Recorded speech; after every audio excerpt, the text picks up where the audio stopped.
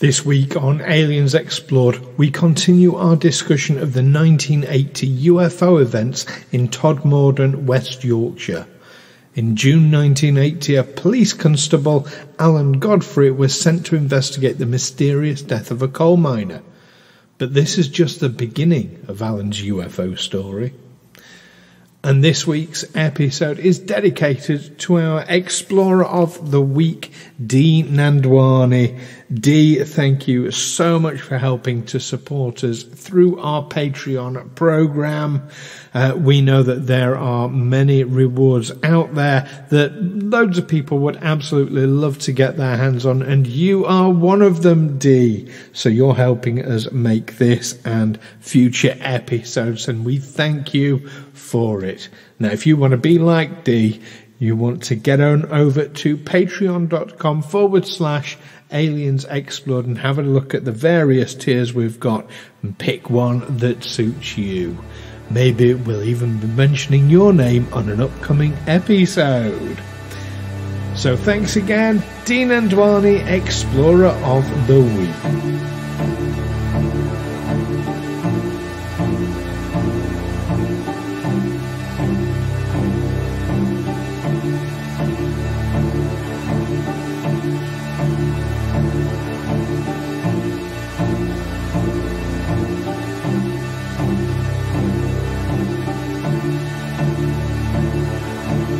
Aliens Explored is a weekly podcast exploring famous and obscure cases of UFO sightings, alien abductions and other strange events from both a believing and a sceptical perspective, whilst keeping an open mind.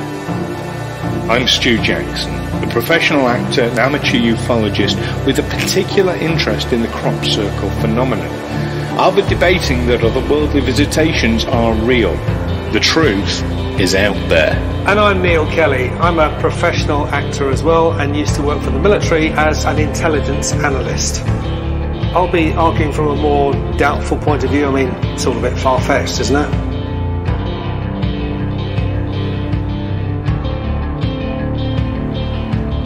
Hello listeners, welcome back to Aliens Explored, your weekly look at mysterious objects in the skies and the mutilated bodies they leave behind. I'm one of your hosts, Neil Kelly. And I'm your other host, Stu Jackson, Coming from Yorkshire, in honour of this episode by Eggy Thump. Oh, dear me, I don't think even I can.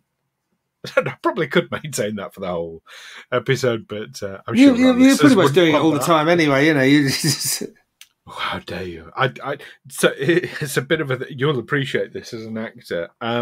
So it's a bit of a thing. When I was first studying, I was told, really in no uncertain terms, I absolutely needed to lose my Yorkshire accent. I never had a strong Yorkshire accent anyway. People from Doncaster tend not to. You know, people from Doncaster might go around talking like this, but people from Barnsley, they go around talking like this all the time. So, you know, by comparison, it's quite a soft accent I had anyway. But I was told, oh, no. Local accents, you must lose your local accent. You must speak in the received pronunciation.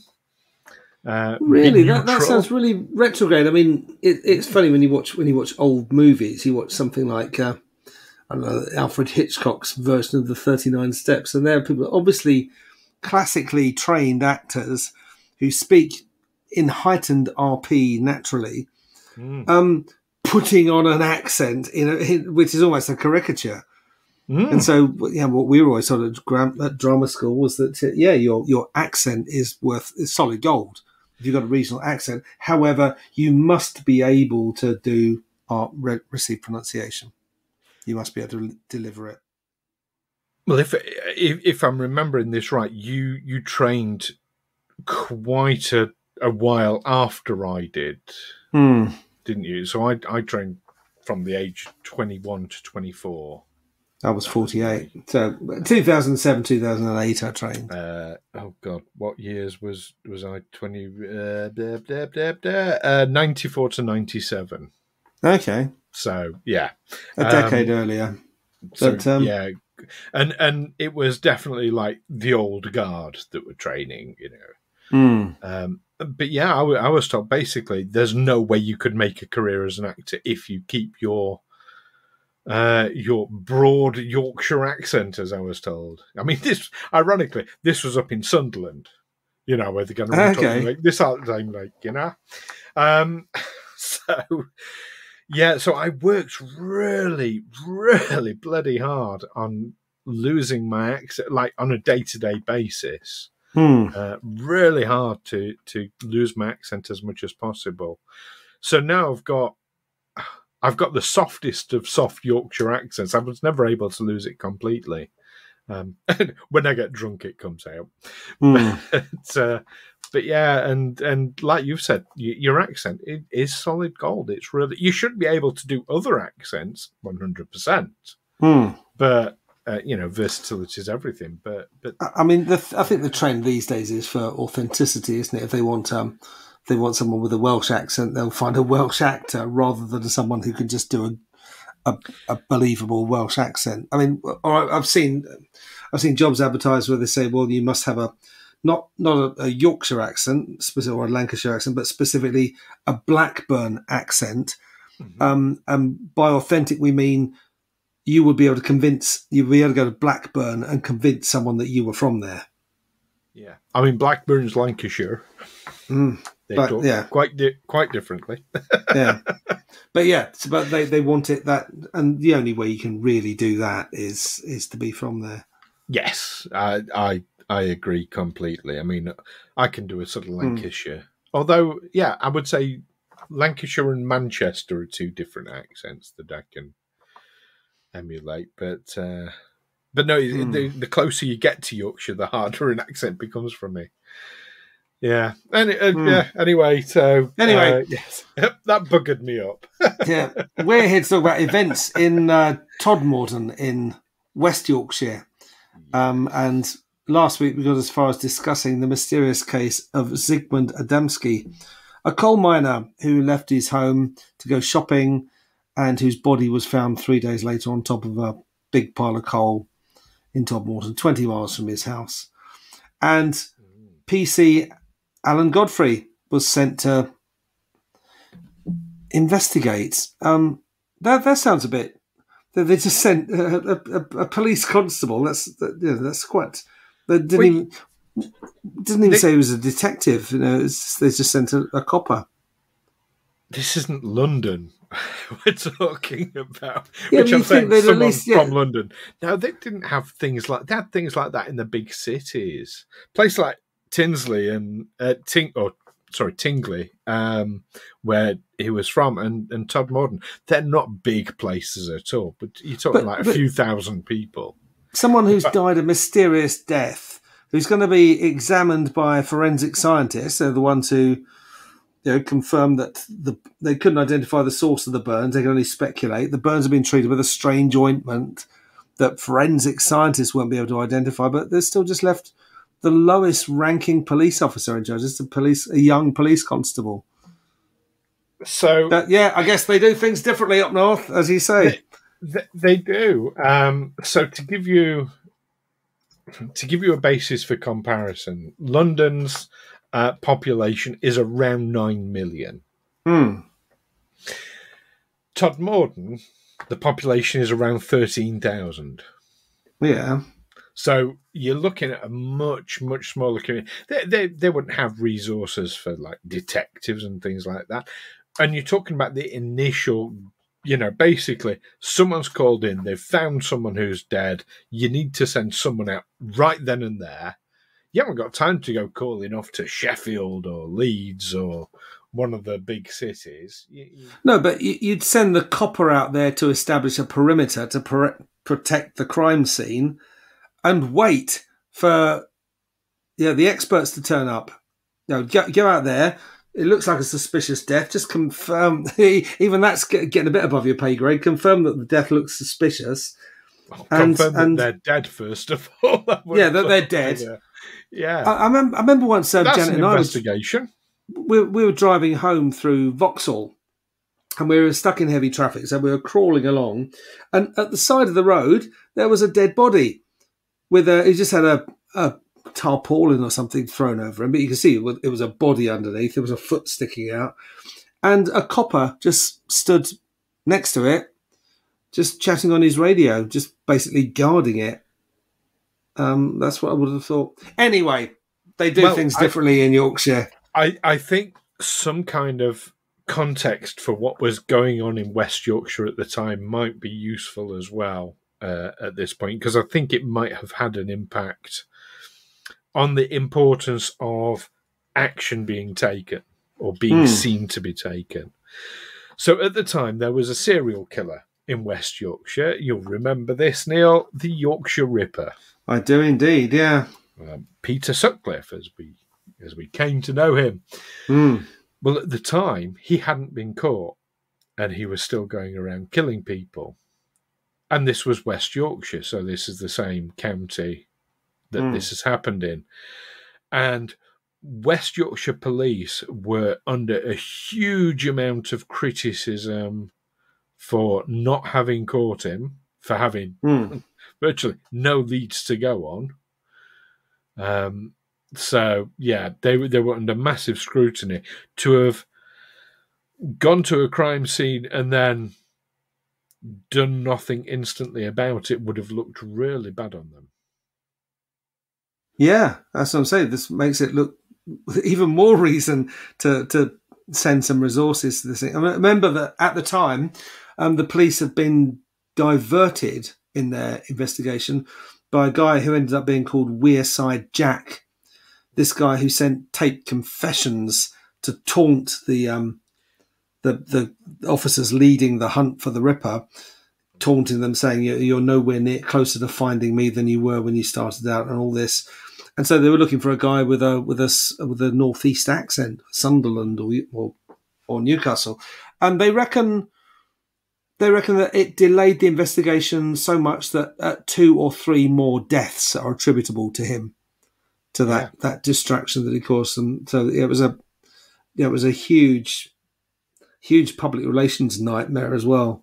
It absolutely was. So, I can see them sending out go out, check this body, find out what you can as quickly as possible. Yeah, they're sending someone from Leeds or wherever, Huddersfield, I don't know, because it's West Yorkshire. Yeah. I can see them wanting to react. So yeah. I don't. So they were busy at the time. Plus, it was 1980, and times were different. Things were different. People were different. Everything was different. Anyway, we've talked a lot about the state Zygmunt Adamski was found in. We did. And that this young police constable, Alan Godfrey, was sent out to the crime scene. Yes. Godfrey later said that Adamski looked like he'd been frightened to death, and said he couldn't rule out an alien abduction or the involvement of a UFO. But then what happened this was in June of 1980. Yes. Fast forward to November, was it November 1980? Yeah, 5 months later in November. He gets the early morning call out. There's some escaped cattle roaming round a resigential area. Yeah, a housing estate. That gives you an idea. We're not. It's sort of, I'm going to say, a semi-rural sort of area. A lot of West Yorkshire is very rural. These areas like Todmorden, they're semi-rural. So, just it gives you the idea as well. So he goes out to look for these escaped cattle. Tell us what happens next, Neil. He was stopped dead in his tracks by what he claimed was a UFO. He said the object was a bright light in the sky, a rotating diamond-shaped vessel, quite small, 20 feet high and 14 feet wide. Yeah. So, a sort of hovering, turning diamond. He got out his notebook, made a quick sketch of it, grabbed his radio to call it in. The line was dead. Yes. And suddenly this UFO disappeared. There's a bright flash. The thing was gone, and Godfrey found himself sitting in his car 30 yards further down the road. He looked at his watch and was surprised to see it was 25 minutes later than it had been what he perceived as just moments before. And one of his boots was split open and an itchy mark had appeared on one of his feet. Doesn't really go into what that itch... Do they mean like a burn or just... Well, your guess is as good as mine. That's as much information as we have. He drives back to the spot where he just was. Despite the fact it had been raining, the road in that area was dry. And the cows, the cattle, were in a park next door where they hadn't been previously. So you've got... so it wasn't just a dead line on his radio. His entire radio died, which suggests electromagnetic interference. Oh, he didn't charge the battery. It's possible, but with UFO encounters, electrical equipment going dead is not an uncommon thing at all, as is lost time phenomenon. Only 25 minutes in this case. The road being dry after it had rained, now that I find quite intriguing because that suggests to me a massive heat source. And remember, Zygmunt Adamski had burns on his head, back of his head, round his neck and his shoulders. So I'm definitely seeing some sort of heat source there. So it's raining and you're standing on a wet road and there's a flash of light which is bright and hot enough to dry the road. I think that's going to dry you out pretty well as well. Quite more than just a little burn on your boot. It had been raining. It wasn't that it was raining at the time, but it had been raining. So it had been raining previously. But so he returned to where he'd seen the light and discovered the road. It says the road where his car had been was completely dry. So to me, that doesn't mean the whole road. It just means there was this dry patch where his car had been. The road was wet, and he could see that his car had been moved because there was the dry patch where it had been standing. Although it could have been stood there a lot. But I'm seeing it more than just like the spot itself where his car was, but the area around where his car had been. So the area where this incident took place. That's how I'm reading it, but that is open to interpretation. Yeah, I'm a bit confused. I mean, you'd have to leave your car there for a while to leave a dry patch where... Oh, yeah, absolutely.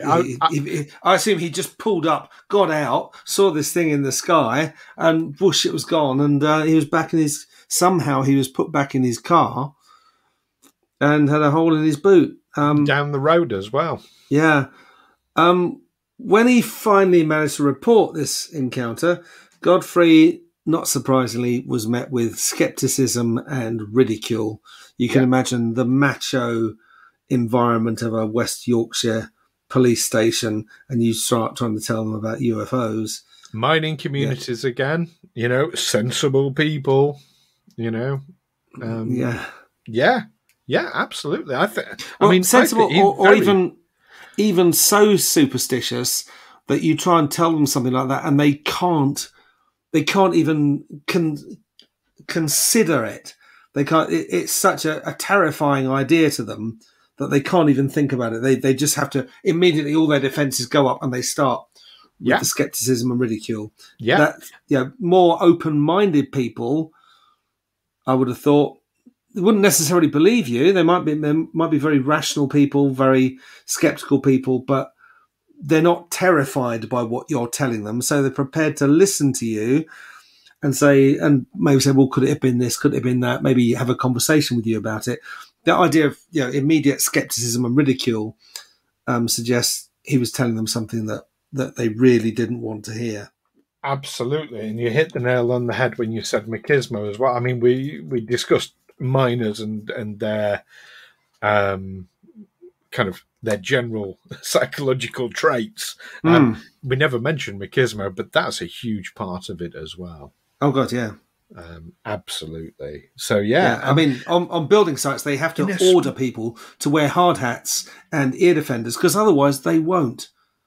If you just say, well, here's a hard hat for you to wear, here's some ear defenders. Oh, you're bloody soft. Don't worry about that. You know. Yeah. You better. No, they have to make you do it. My time in the automotive industry, I can share with you horror stories about people who are now blind as a result of like not wearing the eye protection when drilling, and after being told several times. And oh god, yeah, but that's a real digression. But absolutely. But another aspect to remember as well, in a small community like this, anybody who stands out from the crowd or is seen to stand out from the crowd is going to be met with ridicule, because you just don't, in that sort of environment, you don't be seen to be different or other at all. No, you don't want to stand out. No. So I think Alan Godfrey, an incredibly brave and courageous person for standing up and saying this happened to me. Absolutely. Yeah, yeah. Or possibly naive. I mean, he was young and he just went back and reported what he'd seen. But that obviously triggered people who really didn't want to hear that. It could be, but absolutely. Well, this destroyed his career. I mean, that's not the end of the story by any stretch of the imagination. No. But he was being met with huge amounts of ridicule, as you rightly say. So he was advised by a solicitor friend of his to go under hypnosis. Now, hypnosis, not the most reliable resource going. But I suppose his friend suggested it because, well, that might get to the bottom of what it is. And then, people will go away. People will shut up about it. But what comes out under hypnosis is that in that missing time, he was examined by several small creatures and a tall humanoid-looking creature with a beard. So that didn't help him very much at all. The ridicule continues, and this is where we're getting to the third event. He gets called into his office. Now, you remember we talked a couple of episodes ago about the Men in Black. And yeah. I made a comment that I'm now eating my words on. I said, of course, these things all happen in America. There's no evidence of this happening in the UK that I'm aware of. Well, he gets called into the office, and there's a guy sat there in a grey suit, looking very somber, with a large file, who is described as a man from the ministry. And Alan Godfrey is put under a huge amount of pressure to swear that he won't discuss any of this under the Official Secrets Act. Now, yeah. You and I have both signed the Official Secrets Act. We have, specifically Section 2, which is the bit for our listeners who aren't aware, who might not have heard this before. It's the bit of the Act that says you will not talk to anyone about anything ever. Yep. You can be done for it's so blanket, it's so general that it wouldn't stand up in court. It's way too vague. But, I mean, technically, saying that we have signed the Official Secrets Act is a breach of the Official Secrets Act. Yeah, absolutely. But yeah, but no, but I've not heard of cases of people being required to swear under oath about that they won't talk about a specific event under the Official Secrets Act. That's a new one on me, but your experience with military is more. Maybe the wording's different. I mean, you can be told, that what you've seen is covered by the Official Secrets Act, and we need you to sign the Official Secrets Act now. And you if you talk about this, you'll be in breach of it. I think that as a police officer, he would have signed the Official Secrets Act anyway. Yeah, but here's the thing about the Official Secrets Act. When you sign it, they tell you basically this is for life. Mm-hmm. You must never talk to anyone about anything ever for the rest of your life. But then they keep making you sign it. We had to sign it every 6 months. And I remember my time with the military, they used to take great joy in reminding us that there was still a working gallows in Wandsworth prison in case we decided to go and play for the other side, because the penalty for treason is death, and was right up until the 90s. When that was, it was when Britain joined the EU that the death penalty was finally taken off the statute books. But so even though we're signing it for life, can you sign it again for life, please? Just to remind you of the content. Amendments and additions. No, exactly the same. It's still the same blanket. Don't talk to anyone anything about your work. I suppose because a copper, of course, they're going to talk about their work. They need to talk to the public, don't they? They're not like someone like I was in a bunker doing something that you don't have any business talking about it outside of the bunker. So the man from the ministry who not only made him... You don't talk about the bunker. Yeah. Told him he'd signed the Official Secrets Act. You're not allowed to talk about it. And then apparently the guy was following him around for a few days. Yeah. Until Godfrey confronted him in the pub and told him to clear off. And then he was never seen again. But the man from the ministry... Now, we can only assume... listeners, that we're talking about the Ministry of Defence here. That's all we can assume. It's been speculated. Maybe he was Ministry of Defence. Maybe he was MI5. What Godfrey thought, he was actually someone from West Yorkshire Police, sent to warn him from speaking to the press about it, because they were already getting enough bad publicity, as you said, over the Yorkshire Ripper case, which they were drawing a blank on. But that's all speculation. Maybe it was a man in black. Yeah, and it later transpired that several other police officers and a bus driver had seen strange lights the same morning. Yes. But that match, I think, I'm going to keep quiet about it. Well, this all comes out... Well, they'd reported it at the time, but it was hushed up. That's the thing. But this is after Alan Godfrey has... This only comes out after he has been ridiculed and made a mockery of. They tried to get him sectioned. Now, I don't know if that's a particular UK term, but for our overseas listeners, that's institutionalized. They tried to say he was like crazy enough that he was incapable, like he was a danger either to himself or other people. They tried to get that done to him for him saying this and for him simply sticking to his story. I mean, that's absolutely appalling. But obviously, he lost his job over this. He's lost his livelihood. He's lost the respect of the community. And it's a small community he lives in as well. Yeah. You know, he's not just famous, he's infamous now as a result of this. And it comes out later. Well, several other people saw it and reported it, but we weren't going to mention that. I mean, how appalling. Well, there was an incident a year later. A young woman at Todmorden local called Vicky Dinsdale, who was out walking her dog with her grandfather, and they saw a long, thin, diamond-shaped object that kept changing colour. And her grandfather, who a former sergeant in the army, told the girl to keep what they saw to themselves. Don't tell anyone about this, because he was mindful of the ridicule that visited on Godfrey. Just don't, just a year beforehand. Well, we're still continuing, and still continues to this day that I'm aware of. But that whole area, the whole Todmorden area, has become a real UFO hotspot. That people are reporting things. You know, obviously we live in a different time now. We live in the time of the internet, where you can report things online, and you don't have to tell your local police officer who's going to share it in the pub that night with all, people who know your family and that.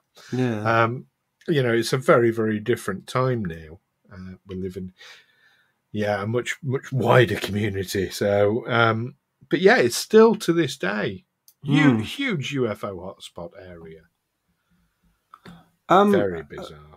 But as a kind of postscript to this, at the age of 70, Godfrey told the Huddersfield Daily Examiner that the abduction part he told under hypnosis was probably a dream. And he said, I never said I was abducted by aliens.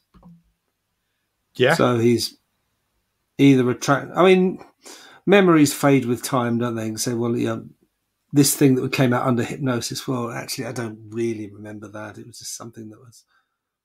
Well, here's the thing. Yes, that part of it only came out under hypnosis. And hypnosis, anyone who does the slightest bit of research into it knows it is unreliable. And it is easy for things to be suggested. And don't forget, he would have been looking for any excuse to say, oh, actually, it never really happened. Or... yeah. Do you know what? I probably saw light reflecting off Venus and swamp gas, or something. He would have been looking for. He'd have been desperate for any rational explanation, so he could put an end to this. Because he said many times, he absolutely wishes he'd never seen this thing. He wishes it had never happened to him. It's ruined his life. Having done former PC Alan Godfrey the injustice of calling him hapless, when I didn't really mean that at all. I really meant unfortunate.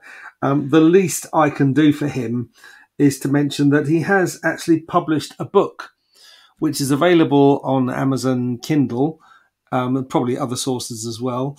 It's called Who or What Were They by Alan Godfrey. Available for $4.99 on Kindle.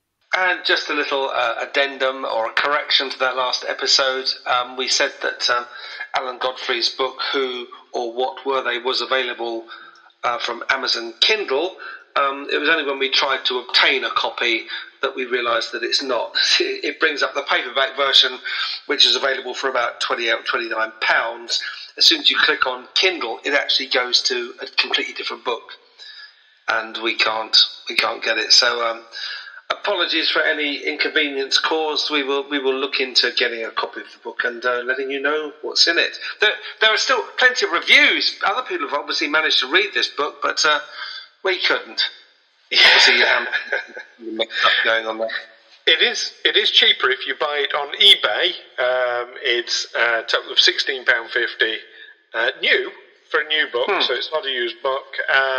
So do you know what? We'll put a link to the eBay one in the description. Great stuff. All right. All right. The least I can do is promote his book. If you're listening, Alan, I apologise for any unfortunate language I used to describe your case. But if you are listening, Alan, then do get in touch with us because we'd love to interview you. We'd love to hear your opinions on the story and the events. Do you know what? I might even reach out to Alan direct. Yeah. And maybe review his book.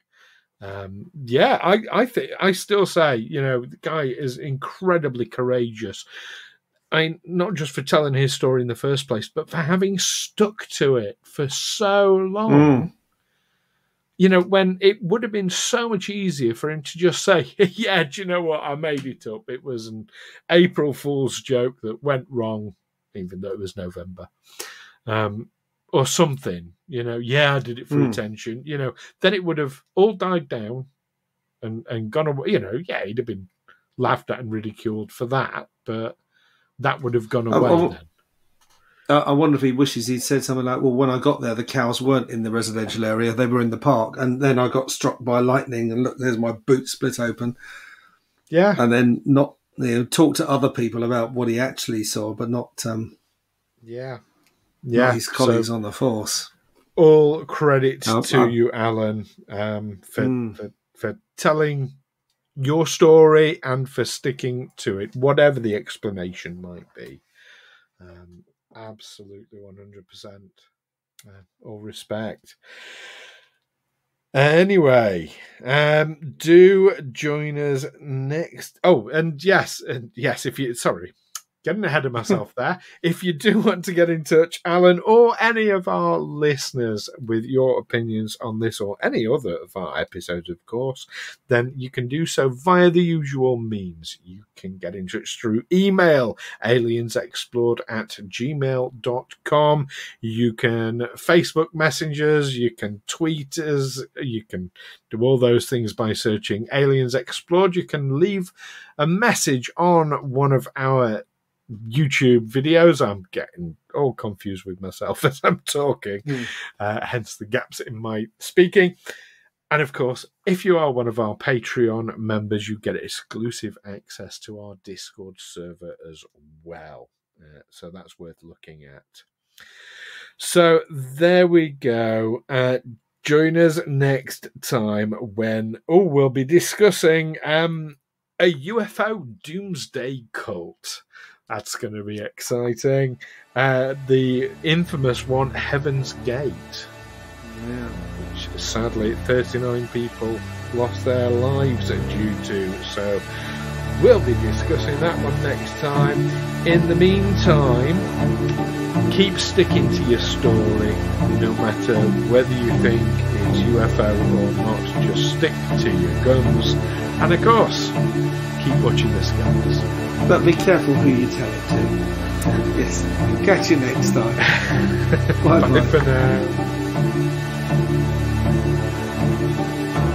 Aliens Explored is a Fecal Films production in association with Juicy Falls. Music by Darren Mafucci and editing by Stu Jackson.